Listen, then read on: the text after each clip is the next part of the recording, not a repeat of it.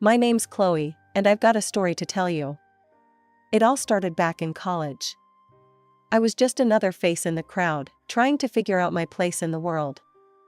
That's when I first laid eyes on him. Let's call him Jack. God, he was something else.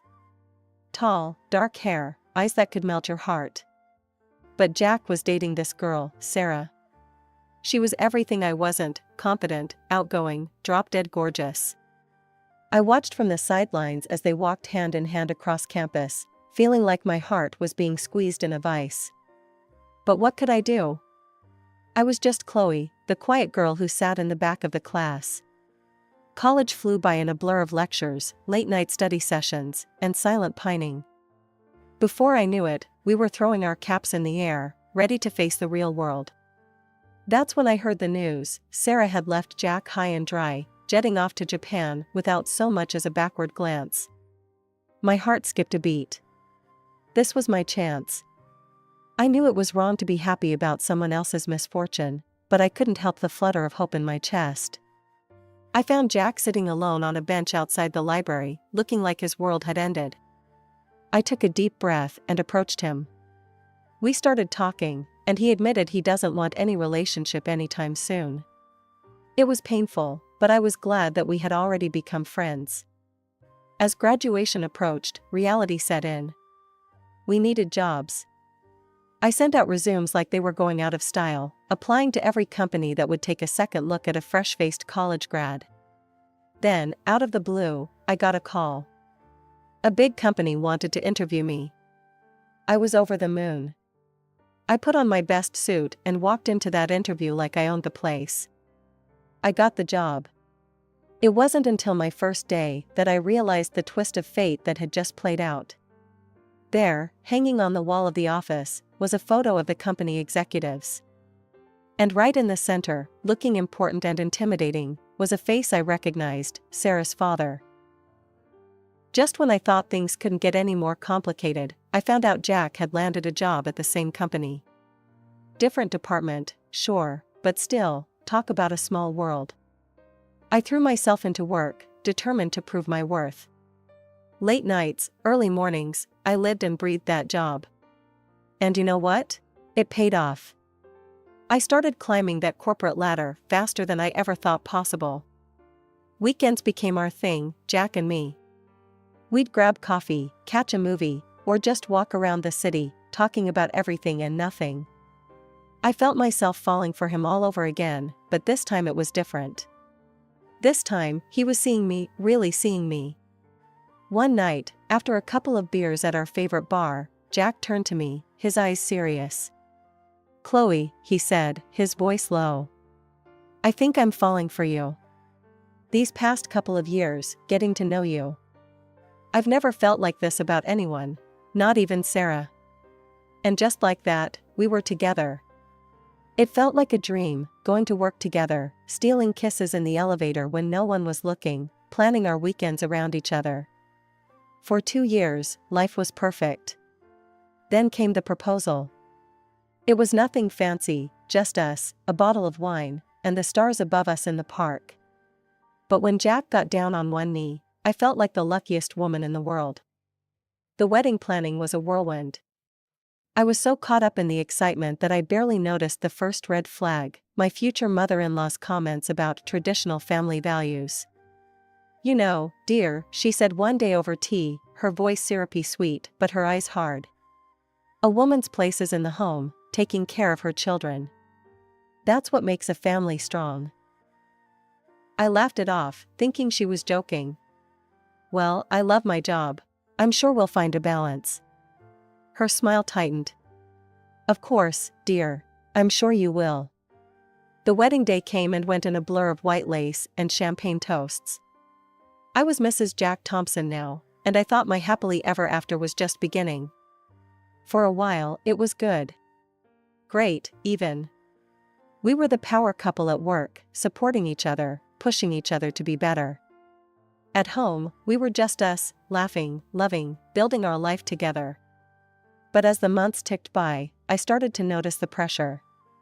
It started small, comments from Jack's parents about how the house seemed empty without the pitter-patter of little feet. Then came the not-so-subtle hints about my biological clock ticking. After a year of marriage with no baby on the way, things really started to heat up. Jack's mother cornered me one day after Sunday dinner. "Chloe, dear," she said, her voice dripping with fake concern. "Have you seen a doctor? It's not normal to take this long, you know." I felt my face flush with anger and embarrassment. "We're not actively trying yet," I lied, hoping she'd drop it. She patted my hand condescendingly. "Of course, dear. But maybe you should get checked out, just in case." I wanted to scream, to tell her to mind her own business.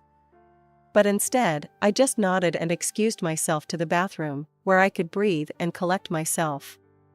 That night, I brought it up with Jack. "Your mom thinks I should see a doctor," I said, trying to keep my voice casual. Jack looked up from his phone, his brow furrowed. "Maybe that's not a bad idea," he said slowly. "I mean, we haven't been using protection for a while now. It wouldn't hurt to check." So I went. I sat through uncomfortable tests and invasive questions, all the while feeling like I was being judged for not fulfilling my womanly duties. When the results came back, everything was normal. I should have felt relieved, but instead, I felt even more pressure. "Well, if there's nothing wrong, then why aren't you pregnant yet?" Jack asked when I told him the results. I suggested he get tested too, but he brushed it off. "It's not me," he said firmly. "It's always the woman. That's just biology." I couldn't believe what I was hearing. This wasn't the man I married. Where was the supportive partner who had cheered me on in my career? Now he was parroting his mother's outdated views, making me feel like a failure for not producing a baby on demand. I felt like I was drowning. At home, every interaction with Jack felt tense. He'd criticize everything I did, how I cooked, how I cleaned, even how I breathed. Nothing was ever good enough. "Can't you do anything right?" he'd snap when I burned dinner after a long day at work. "I'm trying my best," I'd say, fighting back tears. He'd scoff. "Your best isn't good enough. A real woman would be able to handle this." Each comment chipped away at my self-esteem. I started to believe I was worthless, that I couldn't do anything right. The confident, ambitious Chloe who had worked her way up the corporate ladder seemed like a distant memory. Just when I thought things couldn't get any worse, life decided to prove me wrong. It was a Tuesday morning when I first saw her, Sarah, Jack's ex-girlfriend, the one who'd left him for Japan. She waltzed into the office like she owned the place, all confident smiles and designer clothes. My stomach dropped. What was she doing here? Then I remembered, her father was the company president. Of course she'd come back to work for Daddy Dearest. I tried to keep my head down, to focus on my work, but it was impossible to ignore her presence. Especially when she made it her mission to make my life hell. It started with little things, a snide comment here, a condescending look there. Then one day, she cornered me in the break room. Well, she said, her voice dripping with fake sweetness. "If it isn't little Chloe, don't get too comfortable. I'm back now, and I always get what I want." From that day on, work became a battlefield. Sarah seemed to be everywhere, always ready with a cutting remark or a pitying look. And worst of all, I started noticing how often she and Jack were together. The rumors started flying. I'd catch snippets of conversations that would stop abruptly when I walked by. People looked at me with a mixture of pity and schadenfreude. One day, my colleague Lisa pulled me aside. "Chloe," she said, her voice low and urgent. "I don't know if you've heard, but people are saying Jack and Sarah are having an affair. I hope it's not true, but you might want to keep an eye out." I didn't want to believe it. I told myself it was just office gossip, that Jack would never do that to me. But the seed of doubt had been planted, and it grew with every late night at the office, every secretive phone call, every time I caught Sarah smirking at me across the room. Finally, I couldn't take it anymore. I hired a private detective. It felt dirty, like I was betraying Jack's trust. But I had to know the truth. A week later, the detective handed me a manila envelope. "I'm sorry," he said, his eyes full of pity. With shaking hands, I opened the envelope. Inside were photos, Jack and Sarah together, holding hands, kissing. And the final blow, a copy of a sonogram. Sarah was pregnant. That night, when Jack came home, I was waiting for him. The photos were spread out on the kitchen table. He didn't even have the decency to look ashamed. Instead, he laughed, a cruel, mocking sound that made my blood run cold. "Well, what did you expect?" he sneered. "Sarah's a real woman. She can give me what you can't." "And what's that?" I asked, fighting back tears. "A child," he spat. "Something you've failed to do. Face it, Chloe, you're not even half the woman Sarah is." In that moment, something inside me snapped. All the pain, all the self-doubt, all the anger I'd been holding back, came rushing to the surface. I threw the divorce papers at him, papers I'd had drawn up the moment I saw those photos. "Sign these, and get out of my life." After that explosive confrontation with Jack, I couldn't bear to stay in our house anymore. So, I packed a bag and moved into a small rented apartment across town. It wasn't much, but it was mine, a space where I could lick my wounds and figure out my next move. 2 weeks later, I was heading to a meeting when I literally ran into them in the hallway. Jack and Sarah, standing there like they owned the place, her hand resting possessively on her slightly swollen belly. The smirk on Sarah's face made my blood boil. Well, Sarah drawled, her voice dripping with false sympathy. "If it isn't the soon-to-be ex-Mrs. Thompson. How are you holding up, sweetie?" I could feel the anger rising in me, threatening to spill over. "Actually, I'm doing great," I said, my voice steady. "In fact, I was just about to let you know that I'll be suing both of you for adultery. I have all the evidence I need, including proof of the emotional distress you've caused me. Hope you're ready for a legal battle." The smug looks on their faces faltered for a moment. Jack's eyes widened in panic, but Sarah quickly recovered, her face twisting into a sneer. "You?" she scoffed. "Sue us? Don't make me laugh, you penniless upstart. I'll tell Daddy about this, and he'll have you out on the street before you can blink. You'll never work in this town again." I felt a flicker of fear at her threat, but I refused to let it show. "We'll see about that," I said, pushing past them and continuing on my way. But Sarah's words haunted me for the rest of the day. Could her father really destroy my career like that? I tossed and turned all night, wondering if I'd made a huge mistake. The next morning, my fears seemed to be coming true when I received a summons to the president's office. This was it, I thought. I'm about to be fired and blacklisted. With my heart pounding, I stepped inside on Mr. Johnson's door, bracing myself for the worst. But what happened next caught me completely off guard. Mr. Johnson stood up from behind his desk, his face etched with, "Was that guilt?" "Chloe," he began, his voice heavy. "I owe you an apology. What my daughter and your husband have done to you is inexcusable. I'm deeply ashamed of Sarah's behavior." I stood there, stunned into silence. This was the last thing I had expected.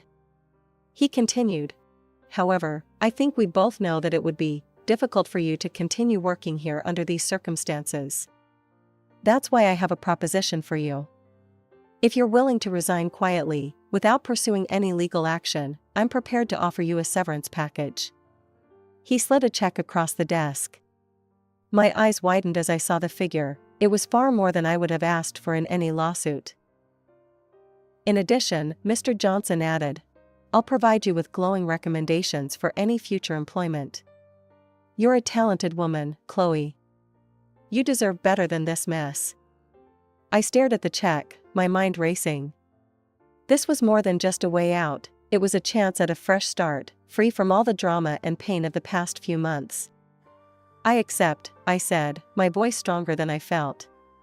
And just like that, it was done. I walked out of that office with a weight lifted off my shoulders. The divorce was finalized quickly and quietly. I didn't look back. With Mr. Johnson's recommendations, I landed a fantastic new job within weeks. The severance package? Well, that became the down payment on a cozy little apartment of my own. My new job felt like a breath of fresh air. For the first time in years, I could focus on my work without the constant weight of expectations and criticism. As the weeks turned into months, I felt myself coming back to life. The confident, ambitious woman I used to be started to resurface. I threw myself into projects, shared ideas in meetings without second-guessing myself, and even started mentoring some of the younger employees. That's when I noticed him, David, the owner of the company. At first, I thought I was imagining things. The lingering glances, the way he'd find excuses to stop by my desk, how he always seemed to grab coffee at the same time I did. One day, after a particularly successful presentation, David asked me out for a celebratory dinner. That dinner turned into another, and another. Before I knew it, we were dating. It was different from anything I'd experienced before. For the first time in a long time, I felt truly seen and appreciated. Our relationship progressed quickly, but it felt right. When David proposed 6 months later, I didn't hesitate to say yes. But before we got married, I knew I had to be honest with him. David, I said one night, my heart pounding. There's something you should know. In my previous marriage, we tried to have children, but it never happened. I might not be able to have kids. I held my breath, waiting for his reaction. But David just smiled and took my hand. Chloe, he said softly, I love you for who you are, not for your ability to bear children. If we have kids, great. If we don't, that's fine too. What matters is that we're together. We got married in a small, intimate ceremony. And just like that, I was Mrs. Chloe Anderson. About a year after our wedding, I started feeling nauseous in the mornings. At first, I brushed it off as a stomach bug. But when it persisted, I decided to see a doctor. I'll never forget the shock I felt when the doctor smiled and said, Congratulations, Mrs. Anderson, you're pregnant. Pregnant. The word I'd longed to hear for so long in my previous marriage. And now, when I wasn't even trying, here it was. 9 months later, our son Michael was born. As I held him in my arms, David by my side, I felt a sense of completion I'd never known before. This was my family, a loving husband who supported me, a beautiful child, and a fulfilling career. I had it all, and I'd never been happier. The years flew by. Michael grew into a smart, curious boy. David and I continued to thrive in our careers and our relationship. Life was good. Then came that day, 11 years later. I was cleaning out my email, archiving old messages and documents, when I stumbled across an email I'd never seen before. It was from the fertility clinic I'd visited during my first marriage. With trembling hands, I opened it. It was Jack's fertility test results that showed he was the one who couldn't have children. All those years of blame, of making me feel worthless, and it had been him all along. For a moment, I was tempted to forward the email to Jack, to finally prove that I wasn't the failure he'd made me out to be. But as I sat there, my finger hovering over the send button, I realized something. It didn't matter anymore. It was a crisp autumn evening when David came home with an invitation to a charity dinner. The Foundation for Helping Children with Cancer was hosting the event, and as the CEO of his company, David's presence was expected. The ballroom was a sea of elegant gowns and tailored suits. Michael, now 12, looked adorably uncomfortable in his little tuxedo. As we made our way through the crowd, I couldn't help but feel proud of my family. I'm going to grab us some drinks, David said, giving my hand a squeeze. Why don't you show Michael around? I nodded, watching as they disappeared into the crowd. That's when I heard a voice that made my blood run cold. Well, if it isn't Chloe. I turned slowly, coming face to face with Jack, my ex-husband. He looked older, his hair graying at the temples, but that cruel smirk was exactly as I remembered it. Jack, I said, trying to keep my voice steady. I didn't expect to see you here. He looked me up and down, his lip curling. I can see why. Looks like you've been comfort eating. Stress of loneliness and infertility finally catching up with you, huh? I felt my cheeks burn with anger and embarrassment. Before I could respond, he barreled on. You know, my son is a certified genius. Takes after his mother, of course. Sarah's been an excellent wife and mother. Everything you couldn't be. As if summoned by her name, Sarah appeared at Jack's side. Her eyes widened in mock surprise. Chloe, what are you doing here? She asked, her voice carrying across the room. You must feel so out of place. After all, how could you possibly understand about helping children when you don't have any of your own? I felt like I was back in my old life, small and insignificant under their cruel words. But before I could gather my thoughts, I heard a young voice pipe up. Mom, who are these people? Why are they yelling at you? Michael had appeared at my side, his young face twisted with concern. I saw Jack's eyes widen in shock, his mouth opening and closing like a fish out of water. You have a son, he stuttered, all his earlier bravado evaporating. She sure does, came a deep voice from behind me. I felt David's strong hand on my shoulder as he stepped up beside me. Hello, I don't believe we've met.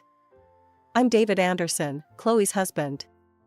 The color drained from Jack's face as recognition dawned. Mr. Anderson? The CEO of Anderson Corp? David nodded, his smile never wavering. That's right. And you are? Jack seemed to shrink under David's gaze. Jack Thompson, sir. My father-in-law's company does business with yours.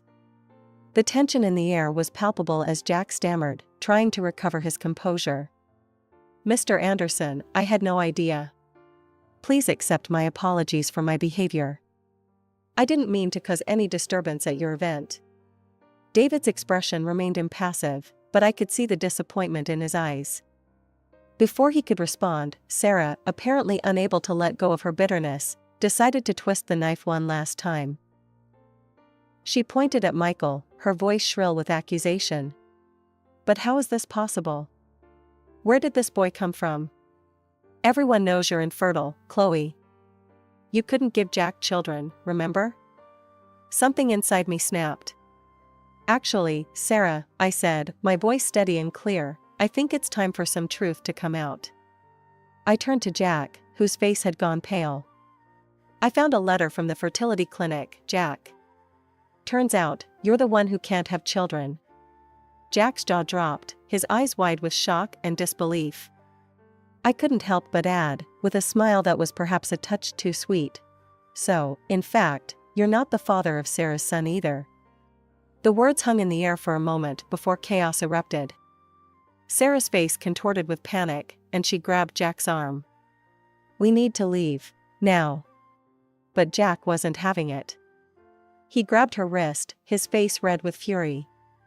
What is she talking about, Sarah? What have you done? Sarah's composure crumbled entirely. It was in Japan, she wailed, tears streaming down her face. I met a friend of my father's. It was just one night, but then I found out I was pregnant. I was scared, Jack. I knew Daddy would be furious. So when you came back into my life, I thought I could make it work. What happened next was like a scene from a bad movie. Jack and Sarah began screaming at each other, oblivious to the crowd gathering around them. In their fury, they knocked over a table, sending glasses crashing to the floor. Wine splashed across Sarah's designer dress and Jack's expensive suit. Security guards appeared, firmly escorting the still arguing couple out of the ballroom. As the doors closed behind them, cutting off the sound of their shouts, an awkward silence fell over the remaining guests. David cleared his throat, addressing the stunned onlookers. Well, folks, I think we've had enough excitement for one evening. Why don't we get back to the real reason we're here, helping children in need? His words broke the tension, and gradually, the party resumed its normal flow. David turned to me, concern etched on his face. Are you okay, love? I took a deep breath, surprised to find that I actually was. You know what? I really am. It's like a weight I didn't even know I was carrying has finally been lifted. Apparently, word traveled fast in these circles. Within days, I learned that Jack had filed for divorce, demanding compensation from Sarah for her deception. Sarah's father, furious at the public scandal, had fired Jack from the company and blacklisted him in the industry. But you know what? None of that mattered to me anymore. As I watched David patiently explaining the concept of adult problems to Michael over a slice of chocolate cake, I realized that I had everything I ever wanted right here. The past was finally where it belonged, in the past. I had a husband who loved and respected me, a son who brought joy to every day, and a career that fulfilled me. I was Chloe Anderson, and my life was pretty damn perfect.